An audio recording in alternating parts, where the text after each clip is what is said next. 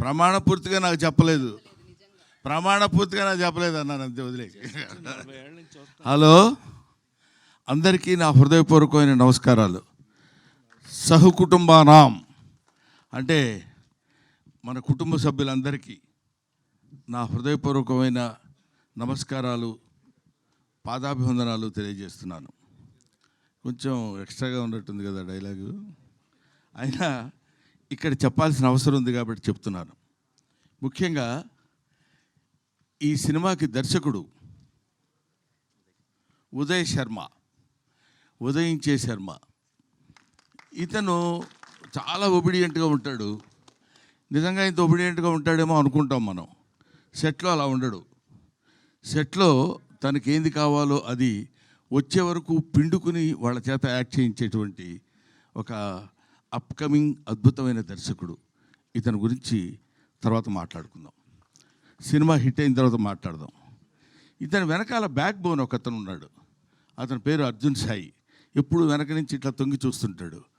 మరి ఇతని దగ్గర ఏ పవర్ ఉందో తెలియదు, కానీ నో, ఈసారి మనం అసలు ఎవరు చెప్పినా వినకూడదు అనుకునేవాడు కూడా అంతెత్తు అలా చూసేవాడు. అలా అలా అలా చూసి చిన్న మెళ్ళు తాడేస్తే వెనకాల పడి వెళ్ళిపోతుంటాం అనమాట. అలా ఇంతమంది ఆర్టిస్టుల్ని, ముఖ్యంగా ఒక లెజెండరీ ఆర్టిస్ట్, చాలామందికి యాక్టింగ్ అంటే ఏంటో చెప్పి నేర్పించినటువంటి మా గురువు గారు రాజేంద్ర ప్రసాద్ గారు.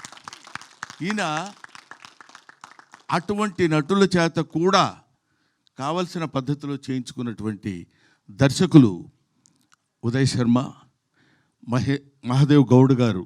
దీనికి ఆయన వచ్చారా? మీరేగా.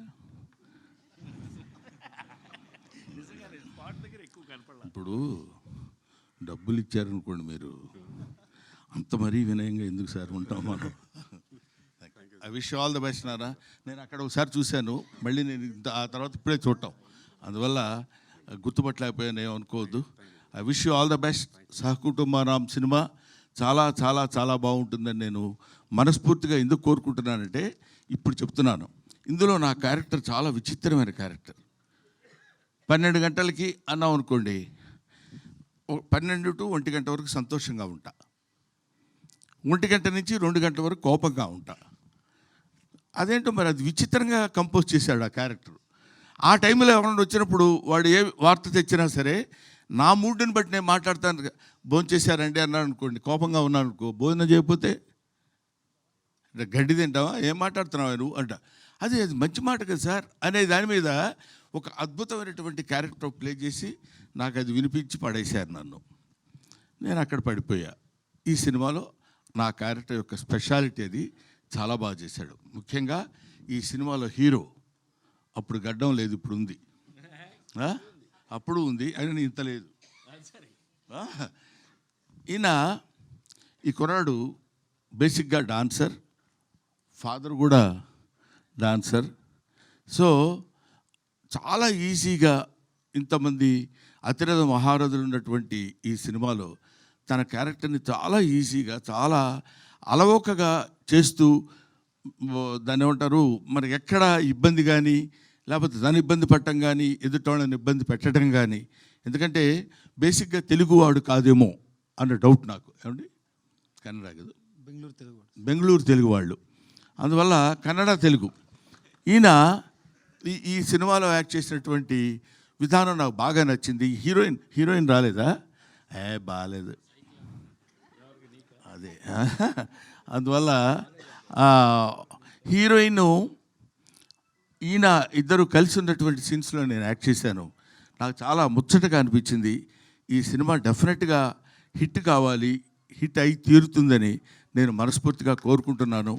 అది ఏదో ఇక్కడికి వచ్చి చెప్పేటువంటి మాట కాదు. చాలామందికి మామూలుగా ఏదో ఒక ఫంక్షన్కి వెళ్ళినప్పుడు ఈ ఫంక్షన్ చాలా సూపర్ హిట్ అవుతుందండి, అందువల్ల నేను ఇలా కావాలని కోరుకుంటున్నాను.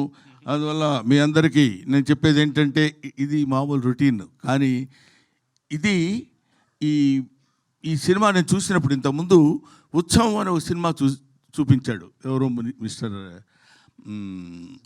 అర్జున్ సాయి. చూపించినప్పుడు తను కూడా ఇంతమంది ఆర్టిస్టులు ఎక్కడ ఆర్ట్ ఉందో వాళ్ళని పట్టుకుని తీసుకొచ్చేసి ఏ ఏ క్యారెక్టర్కి పర్ఫెక్ట్గా సూట్ అవుతారో అని తెలుసుకొని చేసినటువంటి ఈ సినిమా, పైగా అంత అందమైనటువంటి టైటిల్ సహకుటుంబానాం. ఎంత బాగుందండి పేరు.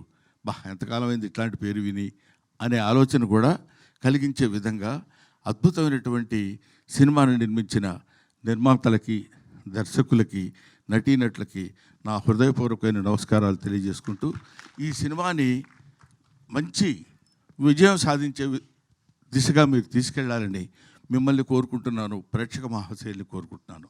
Thank you very much. ఏమండి, అది నాకు సంబంధం లేదు. చేయకపోతే మీరు చేస్తే ముందే చేస్తే, కాబట్టి అది మీరు చెప్పండి అమ్మా. Thank you.